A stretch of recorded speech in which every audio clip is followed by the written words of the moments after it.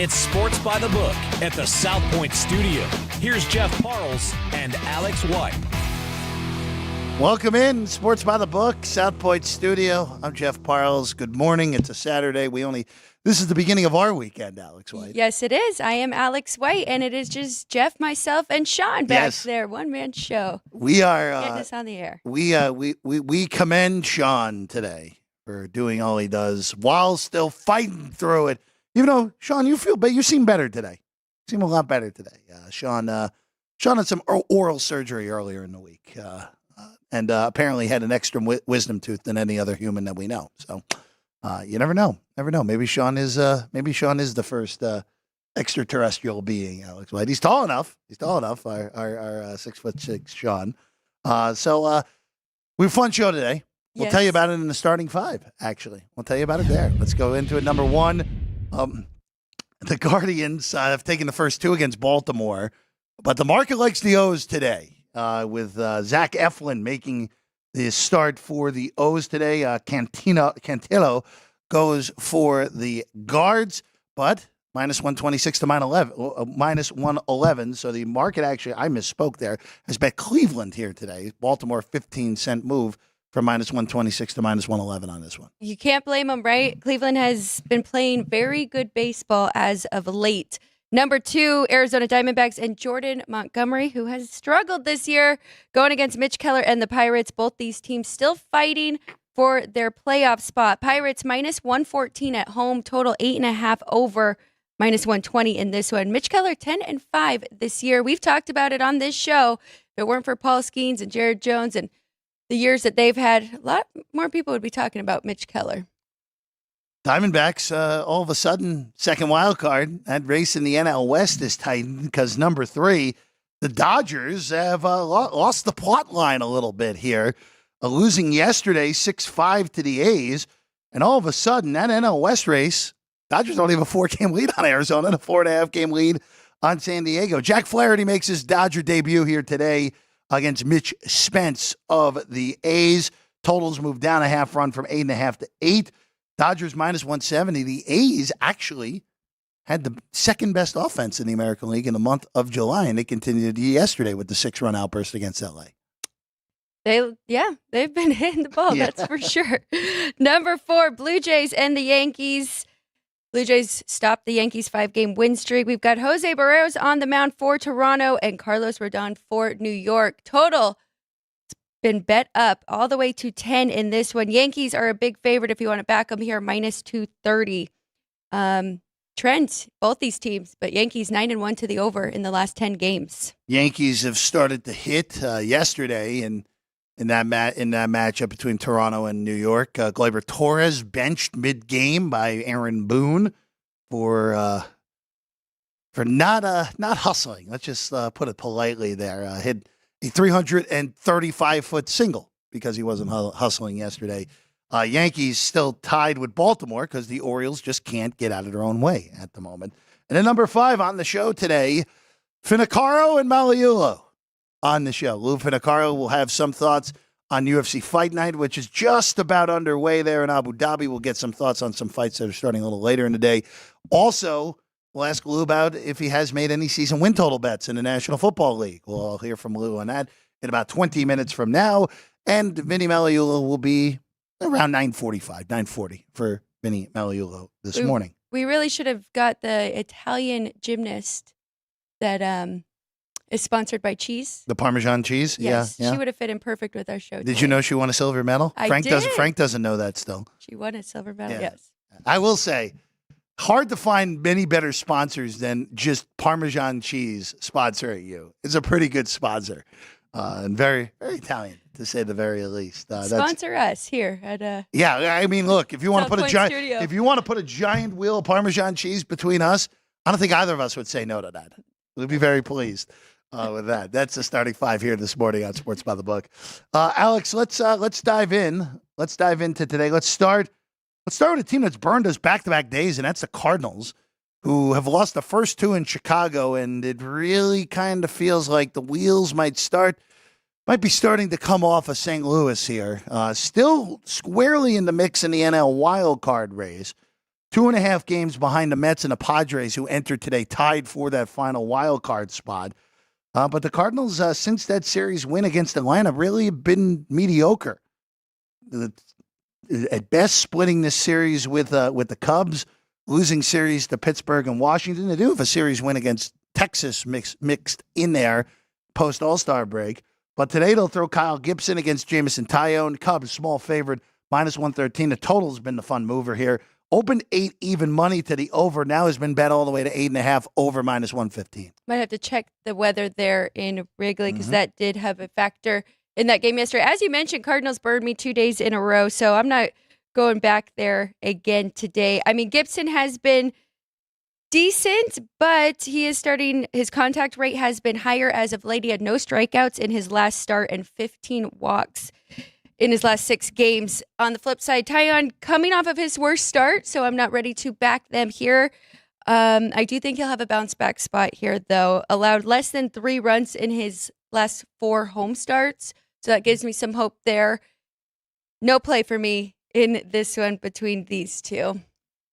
Just double checking real quick. Wind, actually, according to covers.com, the wind's blowing in today. Oh. At 10 miles an hour. So that's interesting that the total's been banged up. Maybe that report on covers isn't totally accurate at the moment. -113 on the Cubs. No play for either of us. Going to Pittsburgh and Arizona last night. Wacky game at PNC last night. Diamondbacks get out to a big lead. Pirates come all the way back, take a 7-6 lead, and then they lose 9-8.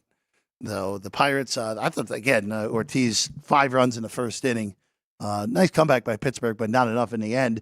You mentioned in the starting 5, Mitch Keller goes for Pittsburgh. He's had a nice under-the-radar year because of the high-profile rookies on that Pittsburgh team. Jordan Montgomery will go for Arizona here.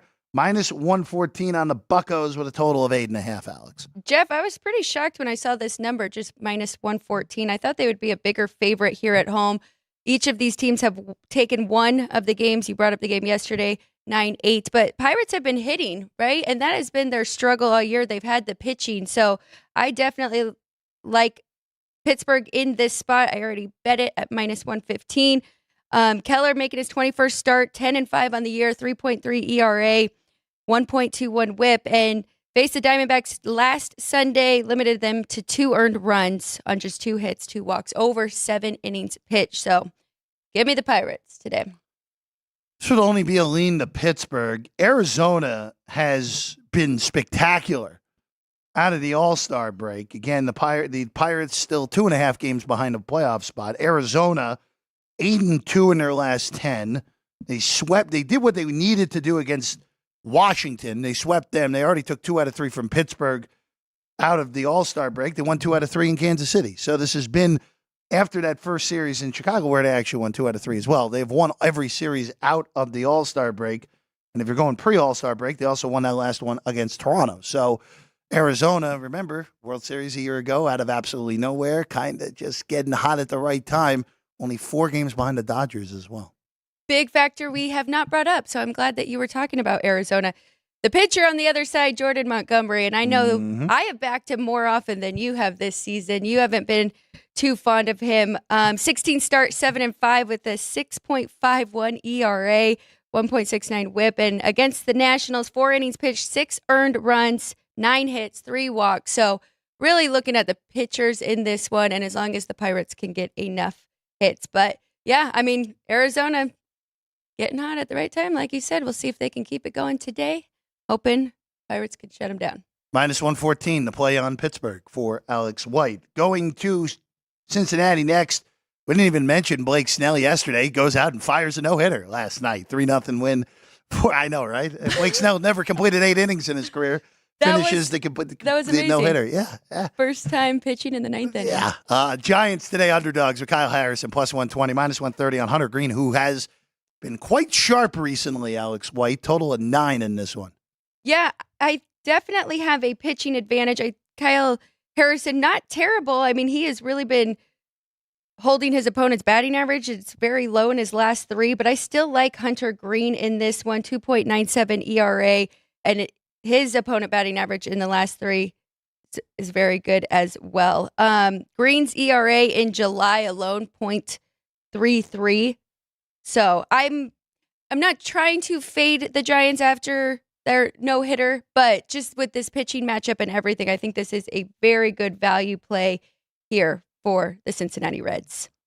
Nothing for me. Reds kind of played themselves out of things. Yes. 6 games behind the playoff spot. Giants kind of in that no man's land, 4 games out of the playoffs. Again, they sold some pieces at the deadline, including Jorge Soler. So we'll see. We'll see if the Giants can get hot and at least make it interesting the last 2 months.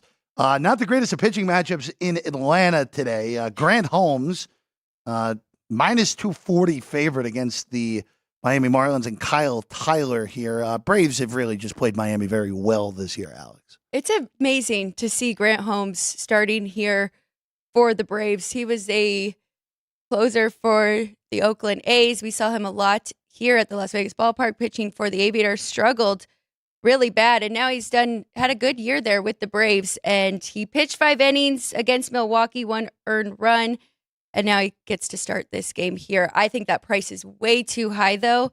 And the Marlins have been hitting. They scared me yesterday. Braves actually covered that run line somehow at the end of that one, but it would only be a play on the Marlins at that plus $2 for me. Nothing in this one for me. Again, just too big of a price on a guy that's unreliable for Atlanta, even though he's in limited action, has pitched well for the Braves so far. Nothing on this end. Padres actually lose yesterday to Colorado. Rockies win 5-2 to knock the Padres off their pedestal for at least a day. Minus 200 on Martin Perez and the Pods today against Gordon of the Rockies. Total of 8.5. This would be look at a Padres run line for me in this game, Alex. I know I don't love Perez, but the Padres should be able to hit up Gordon pretty well in this one. Yeah, they should. And I wanted to bet this under, but I'm trying to be careful with unders, overs again yesterday, 10-5 to the over. So it would only be a play to the under. It's just a matter of if Tanner Gordon can hold the Padres below if he runs. So maybe look into the Rockies team total under. Under on the team total? Yeah. I would only look Padres run line. Again, you look on your screen. The numbers are pretty ugly between the two guys if you're just going ERA or WHIP. And if you go below the surface on that, it's not much more pretty than what we're seeing on that screen between those two guys. Let's go to the Bronx. Carlos Rodon is a huge favorite today, minus 230 against Jose Berrios. The market is just pounding the Yankees behind us. It's open minus 175. It's now minus 230 on New York in this one. Total of 10, plus 195 on the Jays. Look, I don't really care what's going on with the market here. You're getting almost $2 with Toronto. I think you're kind of in the camp of, all right, small bet here. If it loses, so be it, Alex. I think that would be the only way you could look at this game now. I agree. And I mean, that 10, I think that total's getting a little out of hand. 8.5 to 10, yeah. Yes. So lean to the under, and I might have to take that plus money with the Blue Jays. I think the Yankees should be about minus 170 here. So it's gotten a little out of hand now. Jose Berrios, he does have a high walk rate, 3.7 per 9 innings. Not great form on the road we've seen, and he's historically bad against the Yankees. So that might play into why bettors are backing the Yankees here. If the Yankees would have taken game 1, it would be an automatic play on Toronto. But they're going to be focused in this one, and they have definitely been hitting better as of late. I mentioned it in the opening. 1-5 straight before their loss yesterday. So lean to the Blue Jays with that plus money as well, like you said, but no official play. Jose Berrios in his last 6 starts on Saturday, Alex White. He has 1 6-inning shutout mixed in there. Other than that, his ERA in his last 2 starts is north of 10. And he had one other reasonable start, but again, has struggled on Saturday, especially in those last 2 starts. 10 earned runs in less than 8 innings for Berrios in his last 2 Saturday starts. All right, moving along. We don't know starters for the Tigers yet. We don't know starters for the Rangers yet, so we'll skip those games because we want to see who ends up going in those games for those opponents. We know Michael Lorenzen's going to go for Kansas City in his first start. We know Tanner Houck's going to go for Boston.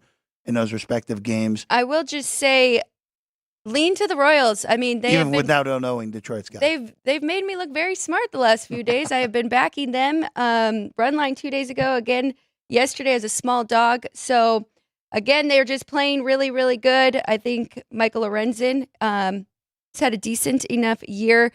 I will say batters have been getting to him.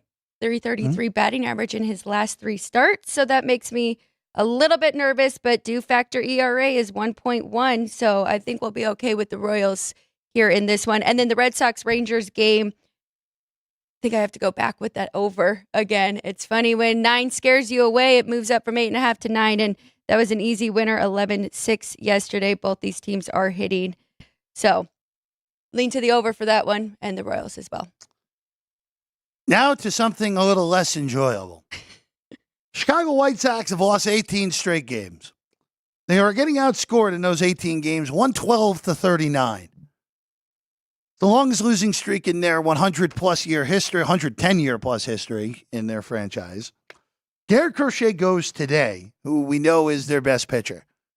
White Sox are $2 full game. They're plus 150 first 5. I can tell you right now, I don't want that $2 full game. They're going to lose the game. Their bullpen has just been that bad during the stretch. But, Alex, I probably would look to the plus 150 first 5 on Crochet. And also, too, I'm not sure Crochet is going to go more than 6 innings in any start the rest of the year, maybe even more than 5 in any start the rest of the way this year. I'm glad you said that because he even we saw him pitch less the last 3 starts. We thought that he was going to be traded, and that's why they were pulling him earlier. But, yeah, I mean, Crochet has been fantastic for the White Sox this year. It's not a bad way to play this at all. I'm going to stay away.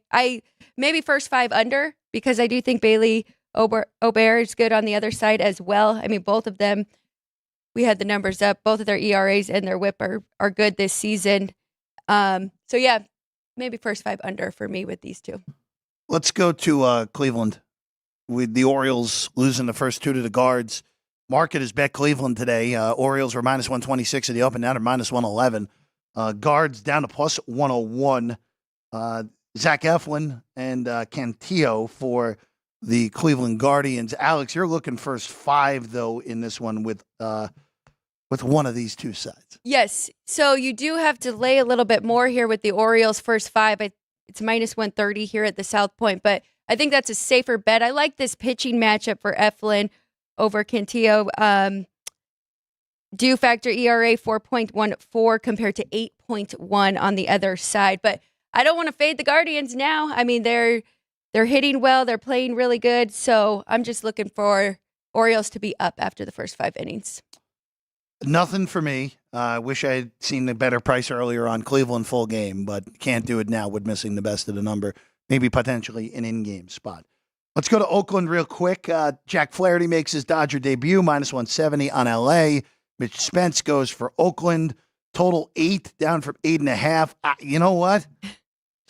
I don't know if I agree with that move on a total going from 8.5 to 8 with the way that the A's offense has performed over the last month. Second in runs in the American League in the month of July.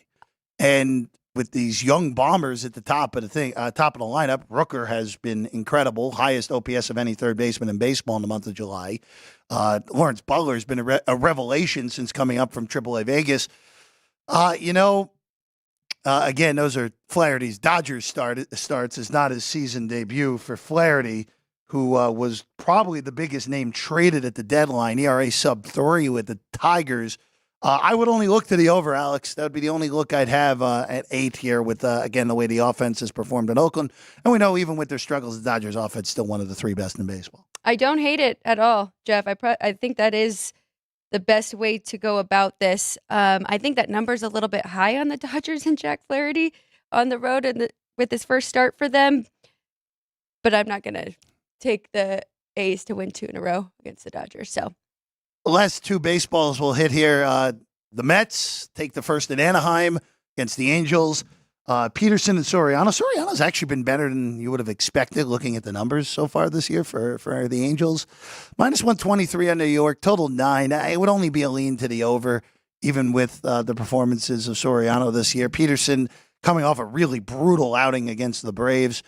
I would only lean to the over here. I think that the market's telling you that as well, with the 9 being juiced minus 120. I have it 9.5, so that is definitely a lean there. I don't hate it at all. I actually have a little bit of a lean towards the Angels too, getting that plus money. So you brought up Peterson, but I mean, it could be a good bounce back spot for him. Mm-hmm. He is due, so 1.64 due ERA. We'll see. Yeah, I like that. I would say only the over. The last game on the board today, Alex, I know you have a play here. The Phillies just continued to flounder, in danger of losing their 6th consecutive series after getting smashed by the Mariners last night. 10-2 was the final of that one. It was 10-0 in that game until 2 garbage runs in the 9th for Philadelphia.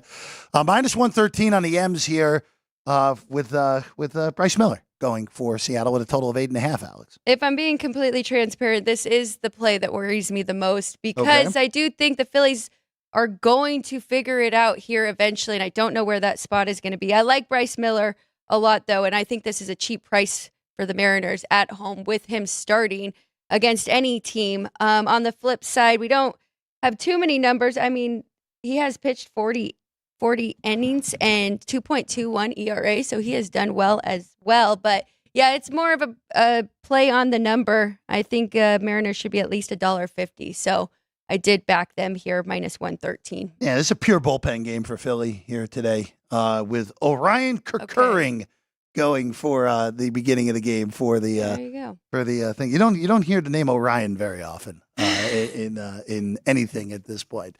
All right, let's take a quick break. When we get back, we'll check in with our good friend down in Arizona, Lou Finnochiaro. Some UFC thoughts. We'll see if Lou has some early NFL thoughts as well with the preseason officially underway. That's next. Sports by the Book, South Point Studio. From the South Point Studio, the perfect blend of sports. But I think the Niners are going to wear them down. Detroit Pistons lost their 36 games. Comedy. See over-under on that relationship lasting. I'm going to put mayo in the coffee. Yes. I am beautiful. And a whole lot of Pittsburgh. In Pittsburgh. Pittsburgh. Yeah. Pittsburgh. Join Ryan McCormick. That's at least 2 picks outside of our own in the first round next year. Oreo. And host Frank Nicotero. I look at the clock, I go, ah! Watch Punchlines live at noon every weekday.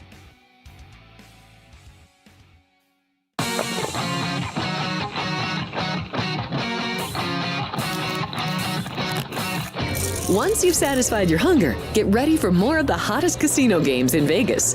Our 24-hour, 30-table non-smoking poker room proudly hosts all the most popular poker games with a variety of betting limits. Visit the poker room for a schedule of daily tournaments. Whether you're going to hold 'em or fold 'em, the best place for poker is at South Point Casino. You'll notice that our craps tables are usually the loudest in the casino. If you've never played, join one of our free craps lessons to find out what makes this game so exciting. Check with the craps dealer for schedules and give it a roll. Bingo is also an exciting way to spend your time. We offer 7 sessions of bingo every day. Bingo! And each session includes a cash ball jackpot, 12 bingo games, a progressive double action game, and a $10,000 bonus coverall. Electronic units are available. If you haven't played bingo with us, give it a try today. Guests can also get in on the action at our one-of-a-kind race and sports books. 2 separate rooms designed to maximize your experience and comfort. Our sports book, with over 400 seats, puts you right in the middle of the action, 24 hours a day.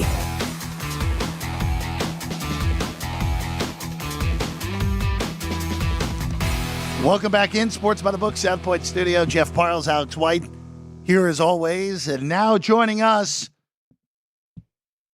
one of our favorites. Of course, Gamblu, where you can find him, gamblu.com. Our good friend Lou Finnochiaro joins us right now from the lovely state of Arizona. Lou, good to have you on as always. Jeff, Alex, appreciate you having me on. This is a great time of year because the NFL and football hasn't really fully started. The UFC's getting tremendous shine. In 3 weeks, they won't even remember or know what UFC means, but we'll take it while we can get it. So we got a fight night going on in Abu Dhabi right now. It's already actually underway because of the nice difference in time zones, of course. But let's start with actually not the fight going now, but the fight after that. That will be the second fight on the card. Rolando Bedoya is an underdog against Ja Herbert here. What way are we looking here? Herbert minus 30 and then plus 110 on Bedoya at the opener, but that has moved a little bit. Moved a little towards Bedoya. I agree with that move. Bedoya opened closer to 130 or so. Listen, Jai Herbert, good fighter, Englishman. Interesting, he wasn't on the Manchester, England card last week. So he travels to get to this fight here in Abu Dhabi as well. This is his first fight since 22, and I've never really been overly impressed with him. A striker, long, tall, and he's going to try and punch his way to victory here. And this is going to be a stand-up fight because the Peruvian Bedoya shipping in is also a very aggressive forward-pressing striker. Now, Bedoya's fought a couple of really good opponents. He's lost to both. One was very close, Chaos Williams. Arguably, he won that fight. So he's 0-2.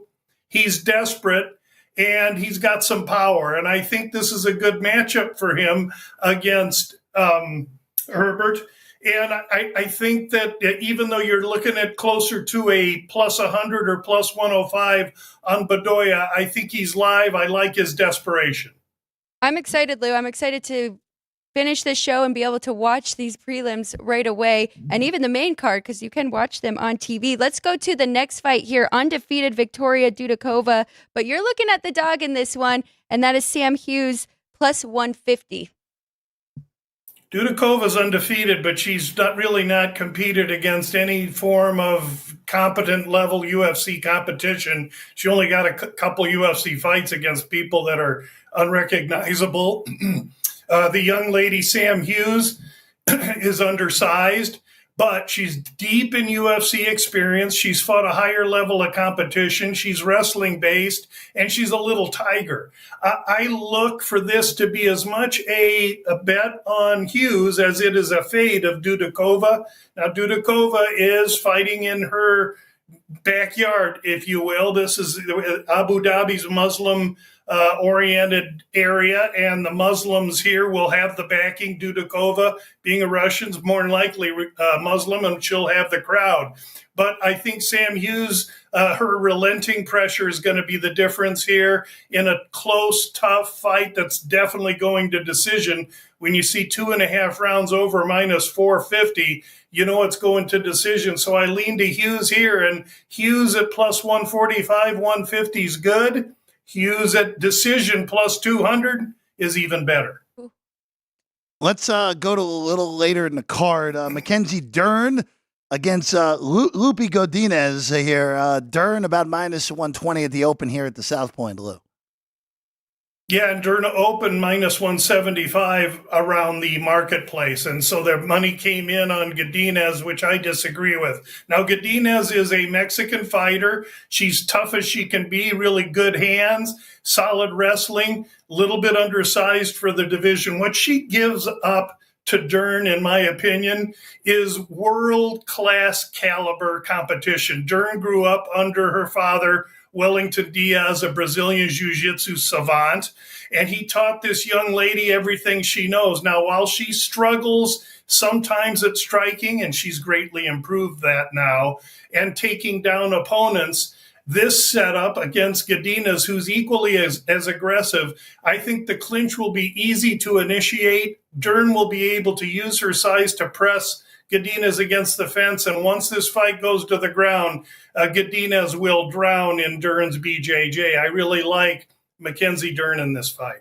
Lou, I know you don't have any bets in the co-main or the main, but can you give us some of your thoughts on either one, whichever way you want to go? Co-main event, you have Michael Oleszczyk, a Polish striker, coming in on both are coming in on short notice because they lost the co-main event. Shara Magomedov, obviously a Russian Muslim who's fighting in his backyard. He'll own the crowd. He is a primarily Muay Thai striker, but he does have some wrestling.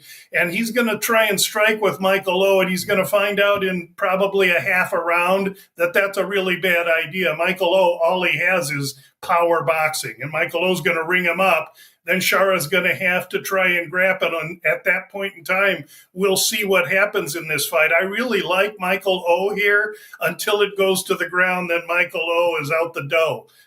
We'll see what happens. I like Michael O at the dog price. You want to sprinkle a little something on him, be conservative, please. Lou, just looking ahead in the calendar here, 2 weeks away from UFC 305 in Perth. So very different timing-wise for us here in the States. Is there anything on that card? Of course, Duplessis and Adesanya is your main and now one. Is there anything on the card at least 2 weeks out that you will be eyeballing when we get a little closer? Those numbers just came out, and Perth is Adesanya, who is a Nigerian but lives in Australia, New Zealand / and he's fighting a South African who's a white guy in Duplessis, and they've been going back and forth on who is the authentic African fighter. There's a whole list of other openers here in that fight card. Usyk, who just got beat in a really close competitive championship fight with Alexander Pantoja at 125, is fighting Kai Kara France. Those are two Australians on the card. Usyk is a light favorite right now. He's looking at 210. By the time that fight goes off, I think Usyk will be 300. So it wouldn't be a bad idea to take a look at Usyk maybe in some parlays right now. Take advantage of that 210. Very good stuff, Lou. Let's move to football. I know you have a lean with a win total. I know you've already made one. Looking for double-digit numbers where you can go under. What's the first bet you already made here for NFL season? Yeah, I've released the 49ers under 11.5. It starts with the fact I love going under the high numbers and over the low numbers, using common sense as much as I can. There's no way I'd bet an over right now, because if you get plantar fasciitis in your foot, your season could be gone. No sense in it. Let's bet the unders. And the under in San Francisco makes sense because they lose their defensive coordinator, bring in a brand new defensive coordinator. As well, they lose their three staples of the defensive line. Those guys are gone. So with a new defensive coordinator comes a new defensive line, and basically, as far as I'm concerned, a brand new defense. As well, when you look at net rest for this team, the 49ers are a negative 21 net rest compared to all their competition through 18 weeks of the season. And so furthermore, the last 11 games of the season, they give away rest advantage to 6 different teams, and that's a 13-day rest disadvantage. Not only do they have a rest disadvantage this year, last year San Fran was the worst team in rest disadvantage at 20 games of negative rest disadvantage. They played all the way to the Super Bowl. They got a short season. And while their offense is intact, they bring in Logan Thomas as a tight end. Why? Because Kittle is brittle. Deebo Samuel, the way he plays is reckless. He's a great player, but it isn't prone to lasting a whole season. And then lastly, you got McCaffrey, who got 350 touches last year after being injured the year before. This is a great opportunity to fade the 49ers, a team that could win the Super Bowl, a team that could win their division, but a team that I believe is going to have a very, very difficult time winning over 12 games, especially considering that over the course from week 8 on, they play the 4th toughest schedule in the NFL. As well, they're giving away all those rest advantage games. So San Fran's going to look good for 3, 4, 5 weeks. Don't lose your composure, because it's the last 2/3 of the season where San Fran is going to come back to the rest of the pack. Speaking of another division champion from a year ago, the Dallas Cowboys, it's been an awkward offseason for them. Of course, the Dak still not under a long-term contract. CeeDee Lamb not under a long-term contract. Lou, another double-digit win total here, or 9.5, depending on where you're at here, Lou, on the Dallas Cowboys.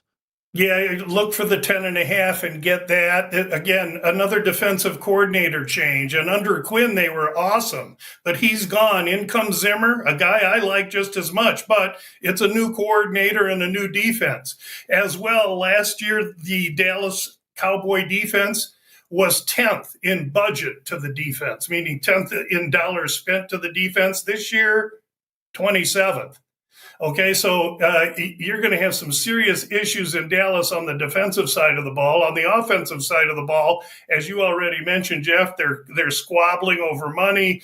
The wide receiver wants this. Dak can't read a defense. Now, again, I probably can't read it any better than Dak, but that's his job. I'm not paid to read defenses.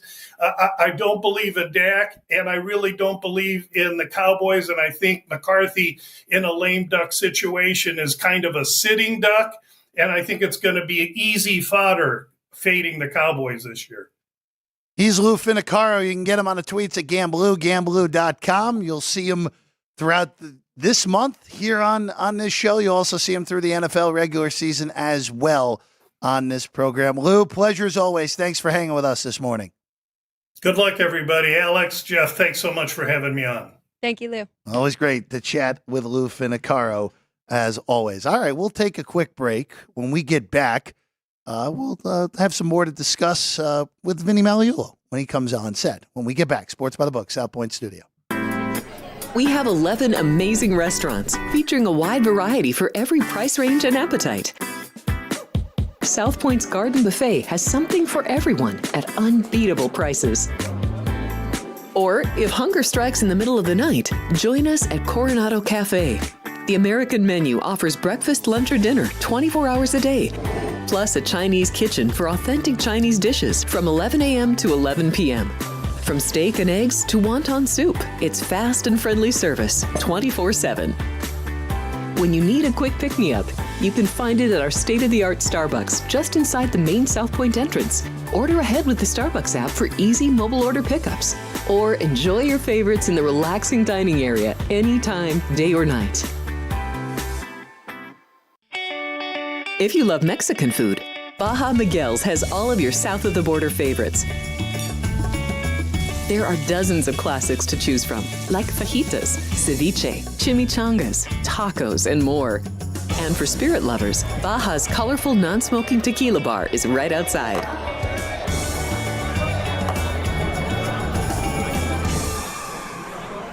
Or maybe you're in the mood for seafood.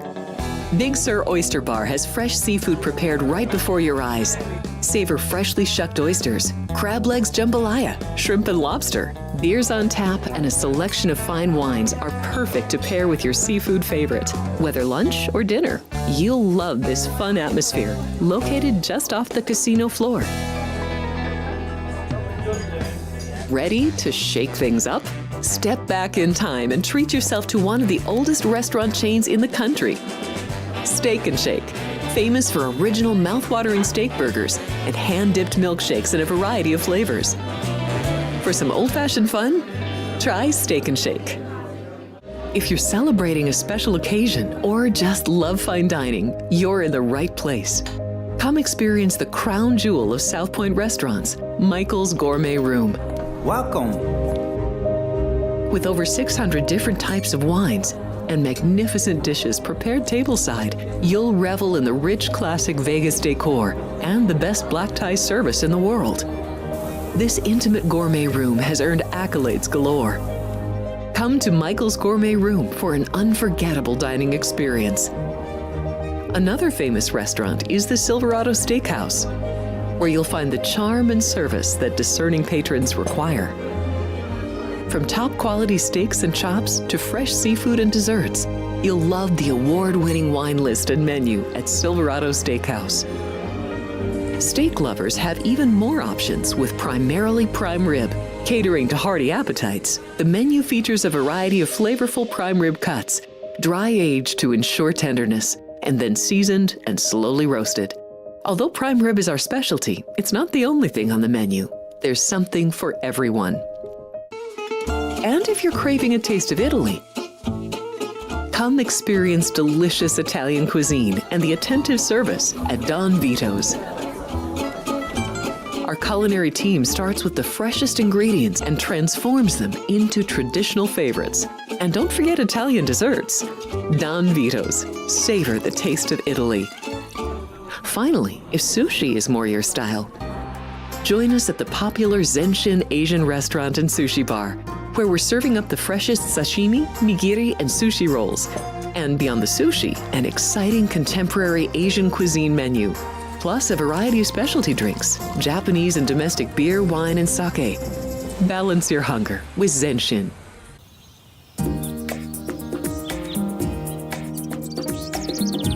South Point is also proud to provide a variety of relaxing amenities for the guests who want to be pampered. Soak up the sun and let your stress melt away in our lagoon-style paradise swimming pool. A relaxing getaway where you can bask in the desert sun and enjoy seasonal food and bar service poolside. And if you really want to escape, come to Spa Costa del Sur. From couple suites to a co-ed wet area, our spa caters to business and leisure travelers who want to unwind and elevate their senses. A visit to one of our spa's steam, sauna, or whirlpool treatment rooms will leave any guest feeling like they can take on the world. Our gaming amenities include over 60 table games and over 2,600 of the most popular slot and video poker machines.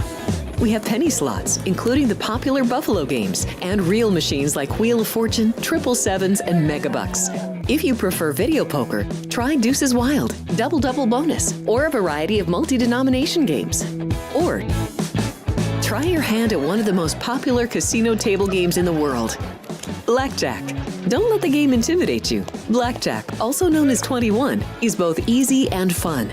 And our dealers are always happy to assist. And the best part? Blackjack always pays 3 to 2. Next, check out the roulette tables. Roulette is one of the easiest casino games to learn, and so much fun to play. It's a favorite of both beginners and seasoned players. In addition to blackjack and roulette, our casino pit features over 60 popular table games like Baccarat, Pai Gow Poker, 3-Card Poker, Ultimate Texas Hold'em, and Mississippi Stud. So get out of your room and come join in the fun.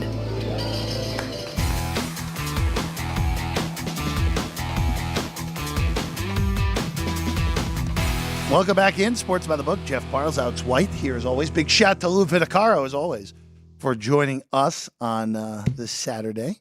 Two dogs. Come on. Yes, two dogs. Sam Hughes. Two dogs, Sam Michael Hughes O. and Michael O is how I'm going with it. I'm not pronouncing his real full last name. That would be an insult to him probably if I would butcher that name. All right, Alex, let's go through your plays for today, and then Chris and company have something live that we want to talk about before getting out of here today. Okay, so I am on Pirates minus 114, Cincinnati Reds minus 130, Orioles first 5 minus 130, and Mariners minus 113. I'm adding Red Sox and Rangers over that 8.5, and Royals going back with the Kansas City Royals. So, Alex, Chris and company do it a little bit differently with season win totals in college football, and Chris and his amazing team behind us got the regular season conference win season total up for 5 conferences yesterday. They're now live. The ACC, the Big 12, the Big 10, the Southeastern Conference, and the Mountain West. And then Notre Dame is just a regular season win total because guess what? Notre Dame's still not in the conference. So I was eyeballing a few of these yesterday. And the first one that stood out to me was a team that I actually, in the preseason poll for the Big 12, I picked to finish first. And I know that people, more precise power ratings will yell at me for having Kansas number 1 going into the season, where I know a lot of power ratings, and I get it. Kansas State, Utah ahead of KU. But going through it, Chris and company opened at 5.5 on Kansas for Big 12 season wins for the Kansas Jayhawks. Remember, conference games only for these teams, except for Notre Dame behind us yet again. I have Kansas favored in 7 games right now in conference play. And one of those games I have them as a dog is West Virginia. I'm not even sure if that's 100% right. So that is right now, for the bets on that, that's the best conference win total bet on the board right now, I would say. So I'm not completely done with my college football power ratings yet, but just looking at it and hearing that number, I am higher on Kansas than other people as well. So I'm with you. I think that is a good bet there on the Jayhawks. Yeah, just one other Big 12 one real quick. Arizona State is in a transition year, to put it very politely. I really wish that Chris and company given me a 2.5, even if it was juiced under. just hit that under. 2 just might be too low. But looking at Arizona State's schedule, I only see one game where I could see them potentially favored in, and they probably won't be favored in it because of how late in the season it is. And that's the BYU game. The BYU game is November 23rd. Arizona State could very easily at that point have one win. Very easily could be 1-9, 1-10, 1-9 at that point. Hosting BYU? Hosting BYU, yes. They could win at Cincinnati. Not impossible. Bearcats are going to have a down year as well. I had Arizona as the last place team in the Big 12 in my preseason polls. So I still think under 2 is okay on Arizona State. So 1 over, 1 under, and it's a very low under at that on the 2 on Arizona State. But this is perfect timing. Somebody just walked in. Yes, we can get his thoughts on this, and we can find out if there has been any big movers yet since they opened it yesterday at 10:30 a.m. Well, he's got to walk about 8 or 9 paces over before we can fully introduce the second half of our of the Italian affair here today on the show. Of course, with Finnochiaro first, and you're more than welcome when you're ready to join us on the set here. We're ready for you. We're ready for you. No, you don't need a commercial. Sean just has to put your mic on. I know you're going to stand and pull a Jimmy Vaccaro here this morning. Our good Where's friend. the wine? Our good friend. Red or white, Vinny? Well, it's morning. Let's have a little white this morning to get the day started. We'll work our way into the red. Our guy Vinny Magliulo with us right now on the far side of your screen. Let me just say, ask and you shall receive, Mr. Parles. Yes. All right. Arizona State. Is that what you said? I heard you say you like them under. So I have 2 things that I like. Okay. I like KU, Kansas, over 5.5. I know that's 5.5 because I saw it on the app during our commercial break. Kansas has not moved. Yeah. Did Arizona State move? Yes, 2.5 under now. You don't mind laying the under, you now said. I don't have to hesitate. Now I'm compelled. Yes. Now I lose my push. Yeah. Look, the easiest way, at least from my perspective, and both of you can correct me if I'm wrong here, because I want to get better at finding these good season win totals beforehand. Just going through teams and figuring out based off of what I think they're going to be, of how many games they're going to be favored in. And I have, like I was just saying here, I have Arizona State. If we're just going full preseason without taking other things into account, I only have favored in 1 conference game. I have them favored against BYU. Yeah. And that's it. But if they're going into that game 1-9 overall, which they're going to be a dog at home to Mississippi State. Wyoming is a new era, so who knows? It could go 1 of 2 ways in a Wyoming game week 1. Then Texas State isn't a total pushover on the road for them in week 3. But yeah, I'm a little surprised. Don't forget, these are conferences. Oh, I understand. I get that. I'm just saying, just from a perspective of, will they actually be favored at the time of the game? If Arizona State's 2-8, 1-9 overall, unless a BYU is even worse than I think they will be, that it'd be hard for Arizona State to be favored in that game potentially. Well, they did bet Arizona State twice. We used 2 to start. That's now 2.5. Flat. It's now 2.5 under. So they bet it under twice. Yeah, that makes sense. So, and by the way, Alex, do you have any requests? Did you have any? Was there one? I have one other request for you while you're at it. Okay, actually, let's see. Vincenzo. We can accommodate. I want to go to the ACC, and it's just weird mentioning this team in the ACC because of there's a lot of geography. weird mentions, right? Did the bettors take, because you guys opened California 3.5 over a quarter? Yes. Did the bettors take anything on that, or they just left it at a quarter? It hasn't moved. Okay. Yeah. And again, so the exercise here, by the way, too, is, again, regular season conference wins. Yep. It's a little different than other spots. Except for Notre Dame. Except for Notre Dame. We did. We'll get to Notre Dame. When the pandemic hit, we wanted to still put up regular season wins, but remember, there were games that were likely going to get canceled, which eventually did happen. And so the likelihood of a conference game, A, getting canceled and not made up was less likely than a non-conference game. So, Chris liked that concept. I thought it was a great concept, and we stuck with it because, again, it's a little bit different. It's a little bit of a different handicap, and it makes us a little bit different here. We try to, you try to be a little creative and give folks an opportunity to do some different things. Now, obviously, with Notre Dame not being in a conference and Notre Dame being as popular as they are, a very public team, not the easiest of schedules. With the expanded playoff, probably going to be in the playoff conversation for if right through the season, I think. So we used a 10 under minus 20. So and typically when we say over or under, that's like if I say 10 under, it's just minus 20. Okay.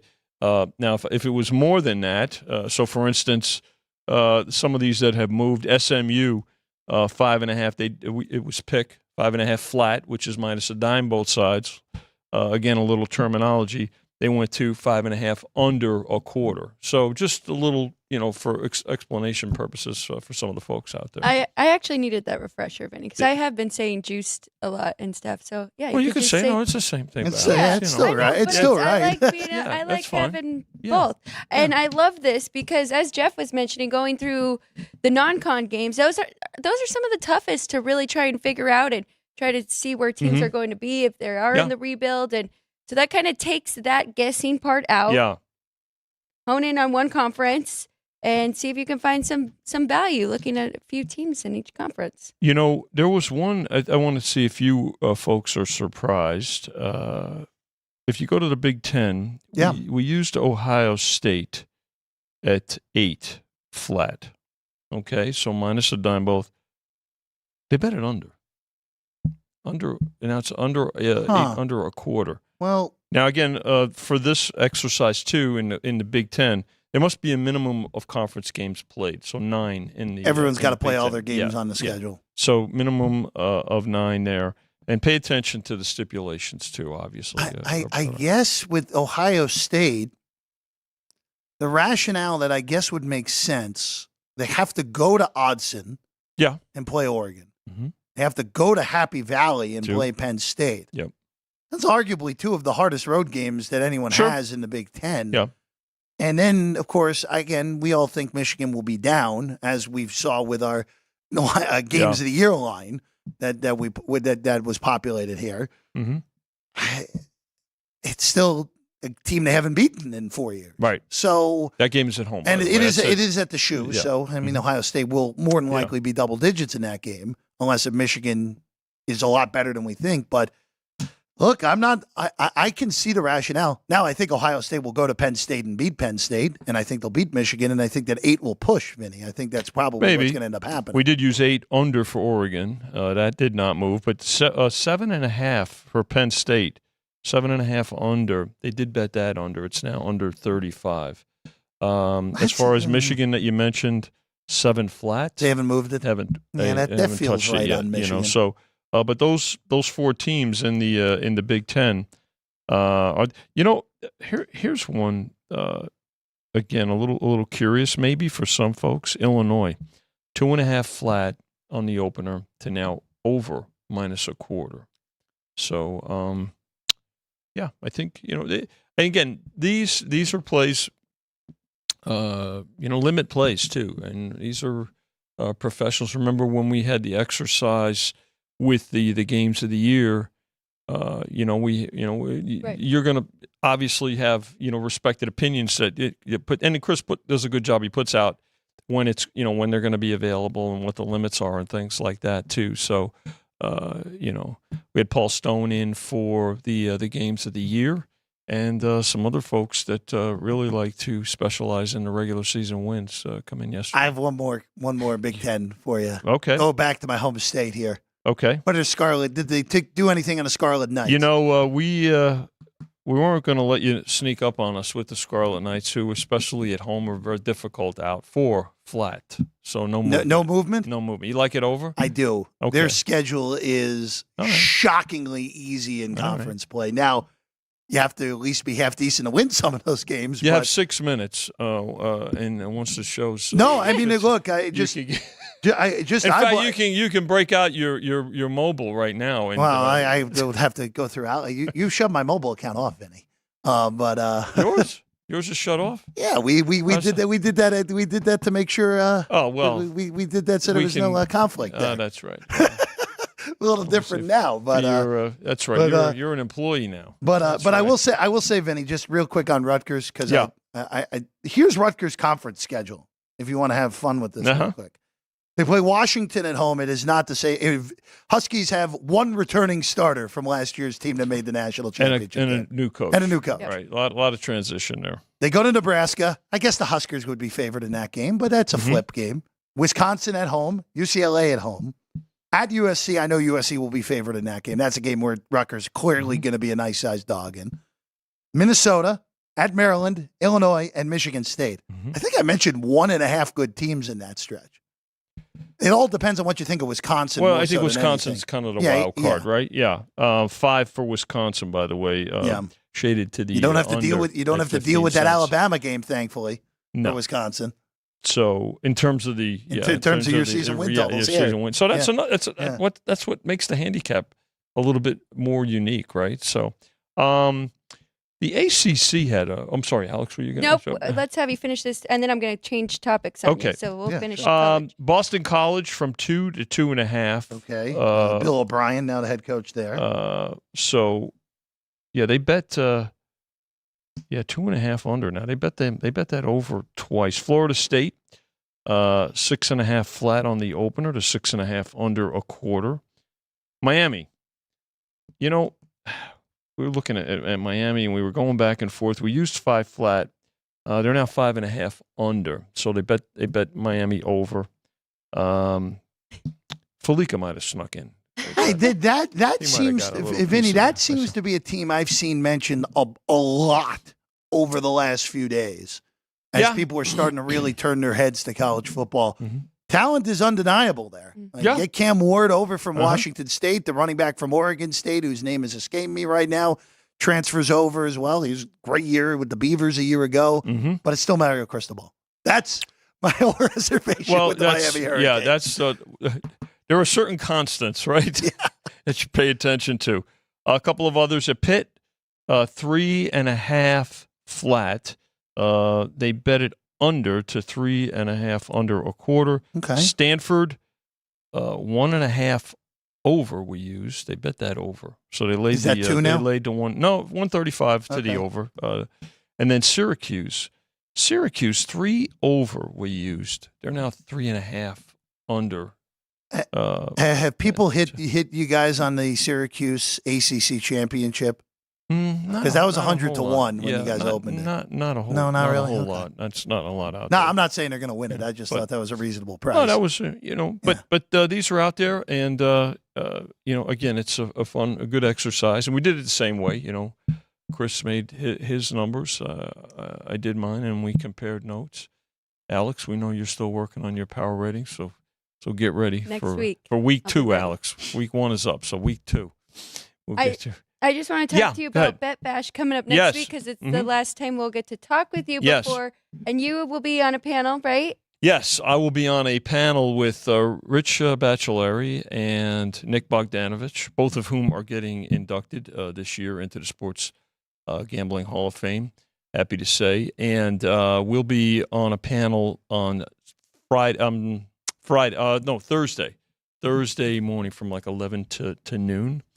And we tell them doing some old school, mostly storytelling, I think, and some perspectives on the evolution of the business and things. Chris Andrews has a panel that he's going to be on Wednesday evening from 5 to 6. Yep. And then you, Alex, are on a panel. Yours is on Friday. Friday also, at 3. Right? Yeah. Yes, Friday 3 p.m. to 4 p.m. So, and I was just texting Spanky Corolos, and I'm going to give him a call this afternoon, see if we can't get Spanky at least to come on. Maybe, I know he's got a busy week.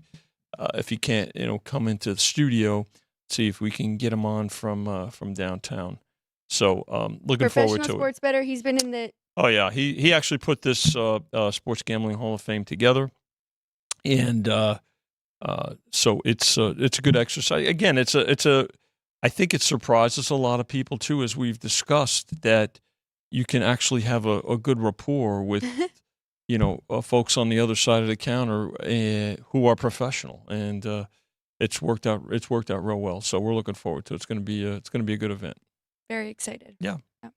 That's rolling next week, downtown Vegas. Yeah. As well as now a yearly tradition in August after moving it off Final Four weekend. That was the first edition, right? The first one was the first one actually was in New Jersey, Jersey wasn't it? City. Yeah. Where Spanky's from there, and that was the first one, which was a good event also, really. But I think it kind of jump started and got people excited about the event. So a gathering of both sides of the counter to share perspectives and give their opinions. Pretty good. Vinny, it's a pleasure as always. Good to be with both of you. Alex, enjoy your weekend as well. We'll see you again on Tuesday. On Tuesday, we'll have our normal baseball talk, but since we've done all 32 teams in the National Football League, we'll give some early thoughts on some awards markets and maybe some make-miss playoff odds as well, a little bit more of that. And, I'm going to have to change maybe potentially one of my playoff teams due to an injury yesterday with Justin Herbert with the plantar fasciitis. I know you I've got it. I know you've got it. Plantar fasciitis, not fun. If I could come on the air, he can play. He'll be fine. We're back Tuesday at 9 a.m. Ralph Sirocco's on tomorrow at 7 a.m. for Race Day Las Vegas. Frank Nicotero and Ryan McCormick are on Monday at noon for Punchlines. We'll see you on Tuesday morning for Alex and I. Enjoy your weekend. Good luck on all your plays. This has been Sports by the Book.